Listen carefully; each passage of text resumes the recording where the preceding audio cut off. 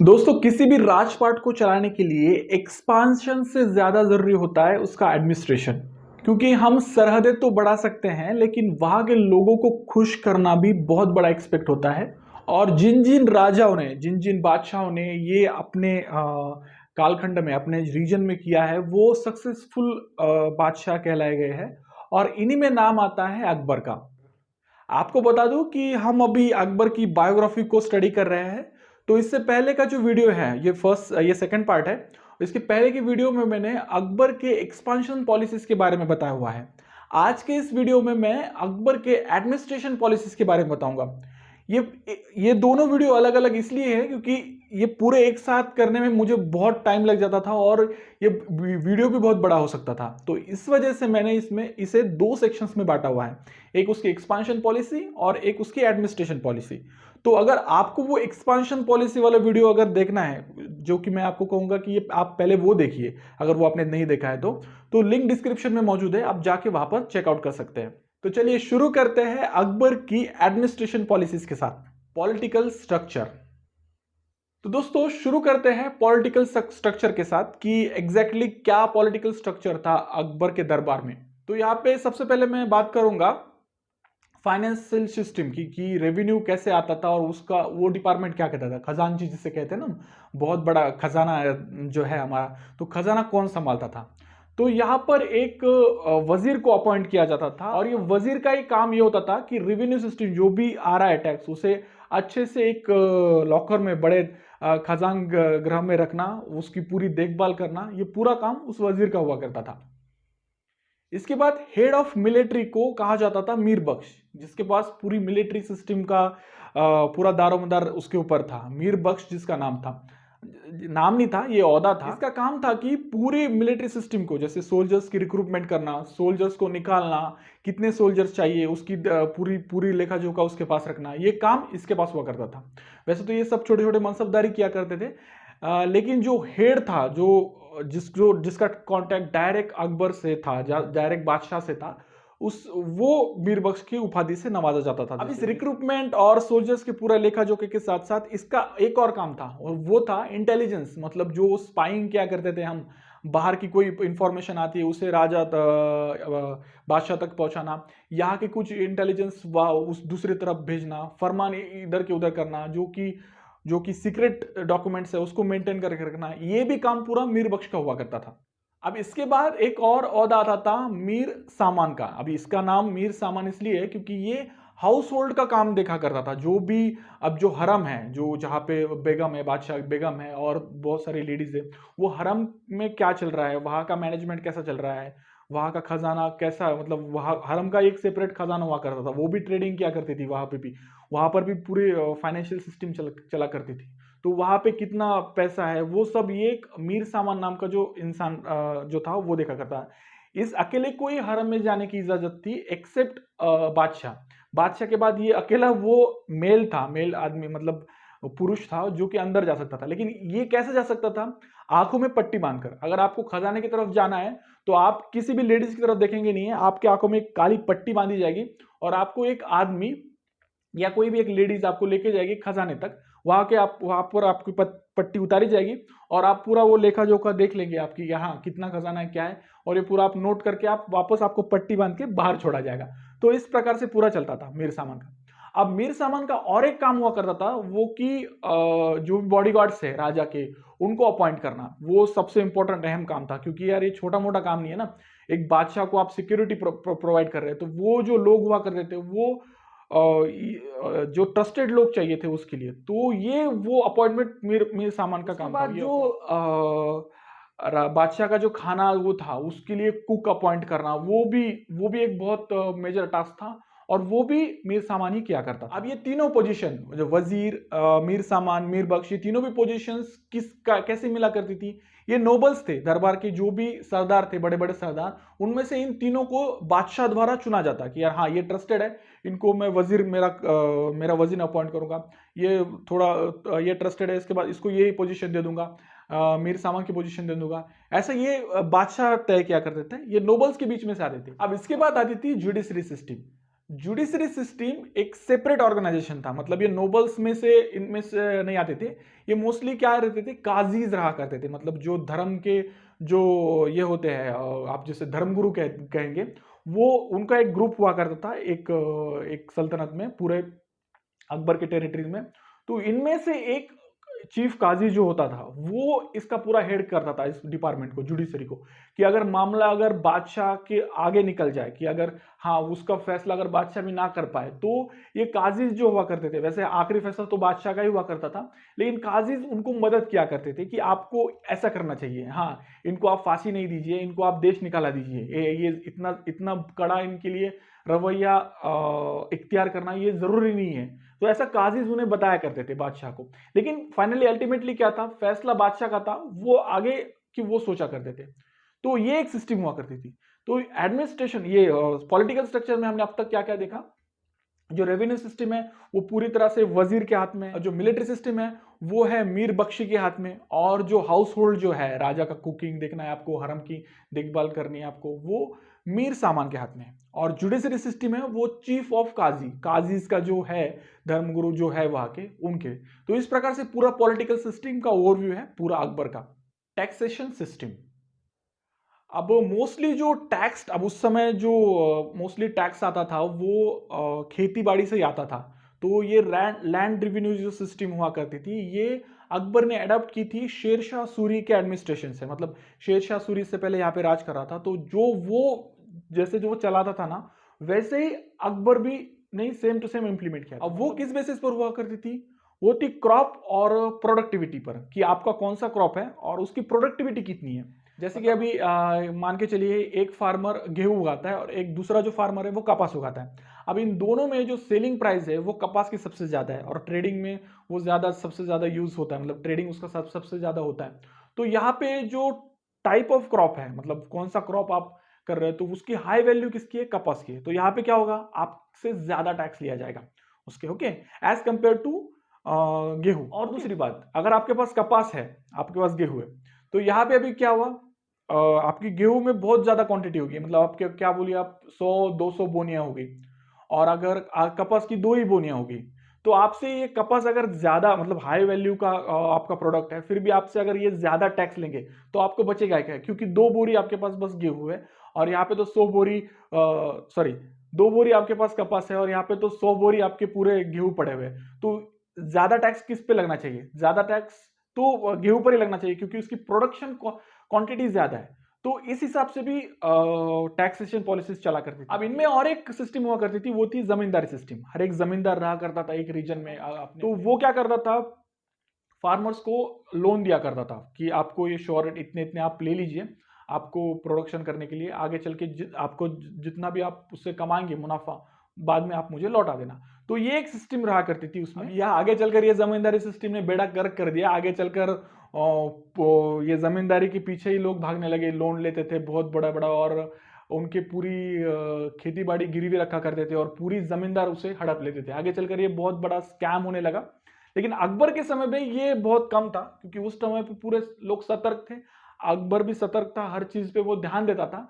तो यहां पर ऐसे कोई प्रॉब्लम नहीं होती थी। आगे चलकर उसमें प्रॉब्लम आने लगे। मिलिट्री ऑर्गेनाइजेशन, अब यहां पर हम मिलिट्री ऑर्गेनाइजेशन की बात करेंगे कि एग्जैक्टली मिलिट्री किस तरह से डिवाइड थी अकबर की। अब ये जो सैनिकी सिस्टम जो था पूरा जो था, ये एक टेक्निक पर डिपेंड था, और वो थी मनसबदारी टेक्निक। अब ये मनसबदारी क्या थी, इसे मैं आपको थोड़ा सिंपल भाषा में समझाता हूं। मनसब का मतलब होता है नंबर ऑफ सोल्जर्स, कि आपके पास जितने सोल्जर्स है उतने के आप मनसब हो। मतलब आपके पास 10 सोल्जर है तो आप 10 सोल्जर्स के मनसबदार हो, ओके। आपके पास 10,000 सोल्जर है तो 10,000 का मनसब आपके पास है। तो जैसे जैसे सोल्जर्स की, कैवलर्स की जो जैसे जैसे नंबर बढ़ेंगे, वैसे वैसे आपका भी औहदा भी बढ़ता जाएगा। 10,000 का मनसब सबसे बड़ा मनसब, 10 का मनसब सबसे छोटा मनसब, 5 और 7 का, 5,000 7,000 का जो मनसब है वो मिडल वाला मनसब। तो ऐसे रैंक्स थे सबके, मतलब ऐसा कोई नहीं था कि ये कैप्टन, ब्रिगेडियर जनरल, ऐसे कोई रैंक्स नहीं हुआ करते थे,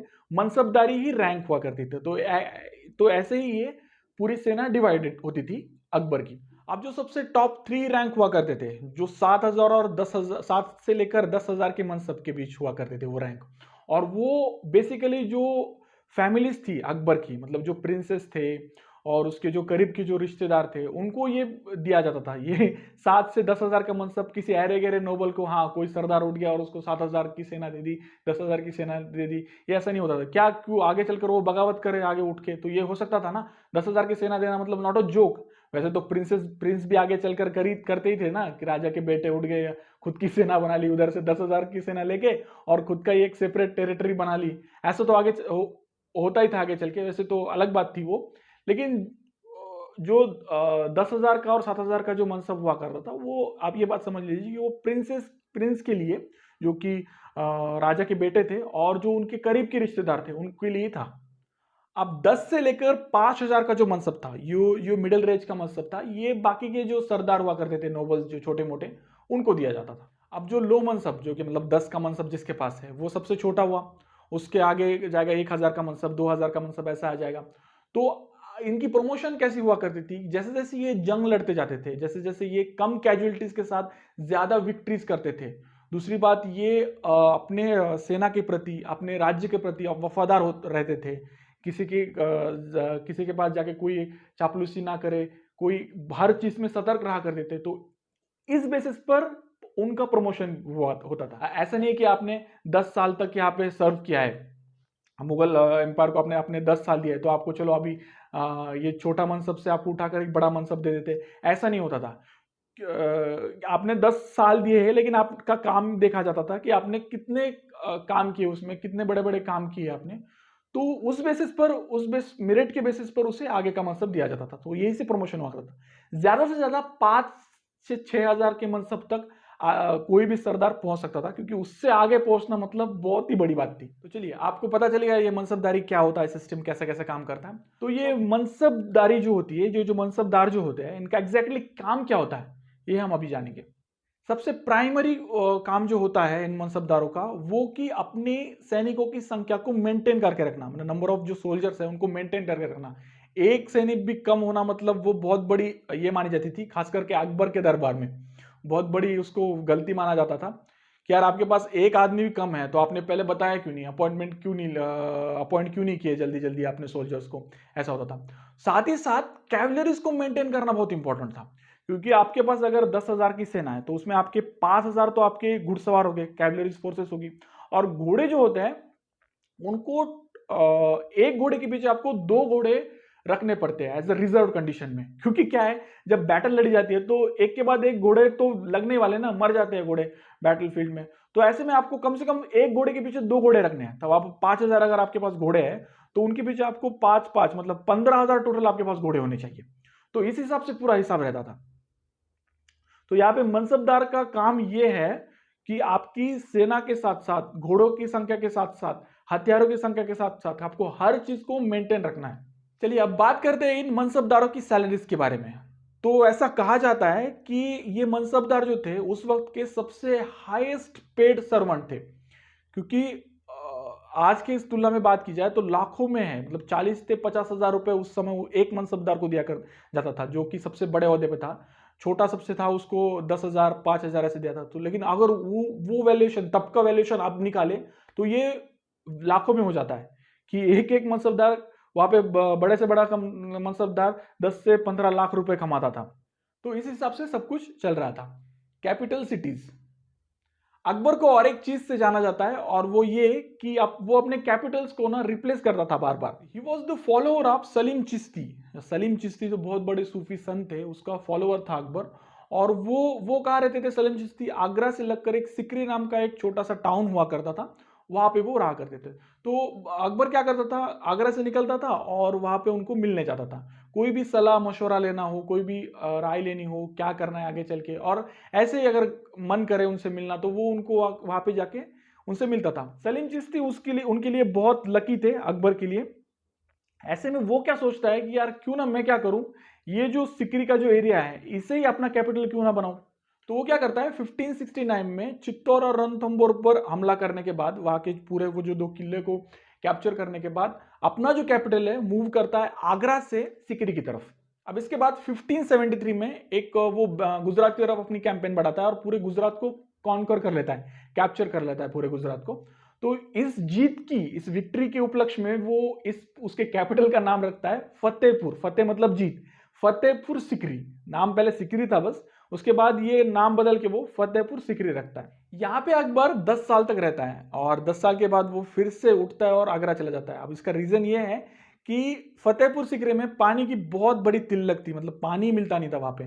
ठीक है, अकबर का तो ठीक है यार, वो बहुत बड़ा बादशाह है, उसको तो कहीं से पानी ला के दे देंगे, उसके बहुत सारे नौकर चाकर थे। लेकिन आम जनता का क्या, तो जनता वहां पे खुश नहीं थी।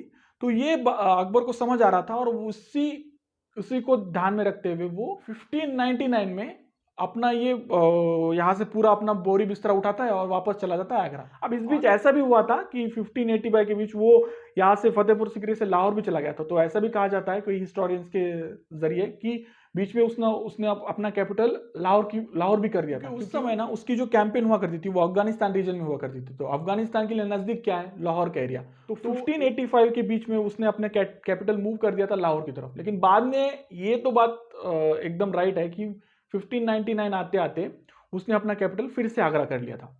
ट्रेडिंग सिस्टम, अब ट्रेडिंग सिस्टम की बात करें तो अकबर यहाँ पे कमर्शियल एक्सपांशन को बहुत अच्छे से जानता था। उसे बाहरी लोगों से व्यापार करना बहुत अच्छा लगता था, खास करके जो अरब के जो ट्रेडर्स हुआ करते थे उनसे। तो यहाँ पे वो क्या करता था, कस्टम ड्यूटीज जो रहती थी, जो कि बाहर के आने वालों पर जिनको टैक्स लगाया जाता, तो उसने वो लो कर दिया था, बहुत कम कर दिया था। कि वो एक प्रकार से ये उनको रिलैक्सेशन था कि आप यहाँ पे आ जाओ और यहाँ पे ट्रेडिंग करो। अब उनका आने का जो रास्ता था वो खैबर पास जो था, जो सबसे मेजर रास्ता था वो था। और वहां पे क्या था, लुटेरे रहा करते थे बहुत सारे। तो ऐसे सिचुएशन में अभी क्या होगा, वो आ तो रहे हैं लेकिन बीच में उनका सामान लूटा जा रहा है, कोई भी लूट पाट के चले जा रहा है। तो यहाँ पे ना अकबर ने एक और काम किया। यहाँ पर उन्होंने एक पुलिस, मतलब जो आप जिसको क्या करेंगे आप, उनका क्या काम क्या था, इन रोड पे सिक्योरिटी, जो पेट्रोलिंग करते थे रात के समय भी पेट्रोलिंग क्या करते थे घोड़ों से। और ये क्या करते थे, पूरे एरियाज को पूरा कवर किया करते थे कि अगर कोई यहाँ से कोई राह चलता एक ट्रेलर जा रहा है तो उसको पूरा सुरक्षा के साथ आगे पहुंचाने का काम। तो अकबर ये भी पॉलिसी साथ के लेकर चल रहा था। तो ये भी उसके ट्रेडिंग पॉलिसीज के अंडर आती थी। अकबर ने इसके साथ साथ एक सबसे बड़ा इंटरनेशनल ट्रेडिंग सेंटर खोल रखा था यहाँ पे, और उसकी जो हेड हुआ करती थी उनका नाम था मरीम उज जामिन। अब ये कौन थी, जोधाबाई, जिसे हम वेल नोन जानते हैं। हालांकि उनका नाम जोधाबाई नहीं था, ये पहले वाले वीडियो में मैंने बताया हुआ है, लेकिन वेल नोन उन्हें जोधाबाई के नाम से ही जाना जाता है। तो वो इसकी चीफ हुआ करती थी। आप यहाँ पे सोच सकते हैं, एक ट्रेडिंग सेंटर है बहुत बड़ा और उसकी चीफ एक बेगम है, बादशाह बेगम, एक लेडीज है खास करके। तो ये कितना बड़ा काम था। मोस्टली ये जो ट्रेडिंग सेंटर था उसमें इंडिगो, स्पाइसेस और कॉटन की ट्रेडिंग हुआ करती थी। रिलीजियस पॉलिसी, अकबर की बात की जाए तो अकबर सुन्नी मुस्लिम से बिलोंग किया करता था बेसिकली। लेकिन जन्म से ही उस पर हिंदू धर्म का पकड़ा भी था, क्योंकि वो एक राजपूताना कॉन्फिडेंस में पला बड़ा। तो वो उसका जो माइंडसेट था वो लिबरल माइंडसेट था, जिसे हम कह सकते हैं कि वो किसी भी एक धर्म से सोचता नहीं था, हर तरफ से वो सोचता था। उसने हर तरह के लिटरेचर्स पढ़े थे, हिंदू लिटरेचर्स हम कह सकते हैं उसको, सिख करते, जैनिज्म उसने पढ़ा था, बुद्धिज्म उसने पढ़ा था, मुस्लिम तो खैर था ही, उसने वो तो पढ़ा ही था। लेकिन इन सबको वो पढ़ के वो कोलैबोरेटिवली काम करना चाहता था धर्म के मामले में। आगे चलकर उसने इन सबको मिला के एक नया धर्म भी स्टैब्लिश किया, जिसे दीन इलाही नाम से जाना जाता है। हालांकि इसका जो अकबर जो पहले पैगंबर थे इसके, उसके बाद ये इतना चला नहीं, क्योंकि ये हर चीज में ये कंट्रोवर्सीज क्रिएट करता था। हिंदूज के लिए भी कंट्रोवर्सीज क्रिएट हो सकती थी इसकी वजह से, क्योंकि इसमें कुछ जो चीजें थी वो मुस्लिम की भी थी, और मुस्लिम लोगों को भी इसकी प्रॉब्लम हुआ करती थी, क्योंकि इसमें कुछ चीजें हिंदू से भी थी। तो ऐसे में ये धर्म जो है उस तक ही सीमित रहा, इसके ज्यादा कोई अनुयायी नहीं है, कोई लोग नहीं है आज उनके बारे में हमको कुछ पता नहीं उस धर्म के बारे में। तो इस तरह से अकबर की पूरी रिलीजियस पॉलिसीज थी। तो चलिए, इन पॉलिसीज के साथ वक्त हो गया है आपसे विदा लेने का। तो इस तरह से अकबर की पूरी पॉलिसीज चला करती थी। आगे चलकर 3 अक्टूबर 1605 को अकबर की मौत हो जाती है। तो चलिए, इस रिलीजियस पॉलिसीज के साथ साथ अकबर का जो एडमिनिस्ट्रेशन पार्ट था वो भी मैंने एंड कर दिया है यहाँ पे। तो यहाँ पर ये अकबर की जो बायोग्राफी है ये पूरी तरह से खत्म होती है। आपको इसके बारे में क्या सवाल है, क्या आपको प्रॉब्लम्स है, या आपकी कोई राय सुझाव है, तो कमेंट बॉक्स में देना ना भूले। वीडियो अच्छा लगे तो प्लीज इसे लाइक कर अपने दोस्तों में शेयर करना ना भूले। और हाँ, आपको अगर मेरा नरेशन और मेरा काम अच्छा लगता है तो प्लीज मेरे चैनल को सब्सक्राइब कर देना। मिलते हैं अगले वीडियो में ऐसे ही किसी इंटरेस्टिंग टॉपिक को लेकर। तब तक के लिए धन्यवाद।